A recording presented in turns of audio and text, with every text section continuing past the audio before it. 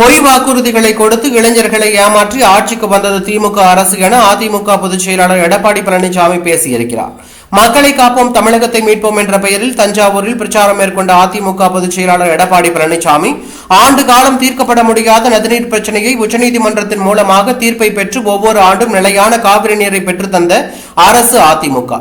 2011 முதல் 2021 வரை தமிழ்நாட்டில் 21 அரசு மருத்துவக் கல்லூரி திறந்து வைத்து இந்திய அளவில் அதிமுக வரலாற்று சாதனை படைத்துள்ளது. திமுக ஆட்சிக்கு வந்ததும் 5.5 லட்சம் பேருக்கு அரசின் மூலமாக வேலைவாய்ப்பை பெற்றுத் தருவதாக திட்டமிட்டு பொய் பேசி இளைஞர்களை ஏமாற்றி வந்த அரசு திமுக. அதிமுகவின் கொள்கை நிரந்தரமானது. கொள்கை வேறு, கூட்டணி வேறு. அதிமுகவிற்கு கொள்கை என்பது எப்பொழுதும் நிரந்தரமானது. எந்த சூழ்நிலையிலும் கொள்கையை நாங்கள் விட்டுக் கொடுக்கவே மாட்டோம். திமுக ஆட்சியில் திட்டங்களை சொல்ல 4 துறைகளின் செயலாளர்களை நியமித்திருக்கிறார்கள். கேட்கவே வெட்கமாக இல்லையா? அதிலும் பச்சை பொய் சொல்கிறார்கள். அதிமுக ஆட்சி வந்ததும் விசாரணை நடத்தப்படும். இந்த தேர்தலோடு கருணாநிதி குடும்பத்திற்கு முற்றுப்புள்ளி வைக்கப்படும். திமுக குடும்ப உறுப்பினர்கள் மட்டுமே தலைவர் பதவிக்கு வர முடியும். ஆனால் அதிமுகவில் அப்படி இல்லை. கிளை செயலாளர்கள் கூட பொதுச் செயலாளர் பதவிக்கு வரலாம். வாரிசு அரசியல் தேவையா? திமுகவை பொறுத்தவரை குடும்பத்திற்கு மட்டும்தான் அனைத்து உரிமையும், கட்சியில் உழைப்பவனுக்கு இல்லை. திருமாவளவன் தவறான தகவலை கூறி வருகிறார். திருமாவளவனுக்கு துணை முதலமைச்சர் பதவி தருகிறோம் என நாங்கள் கூறவே இல்லை.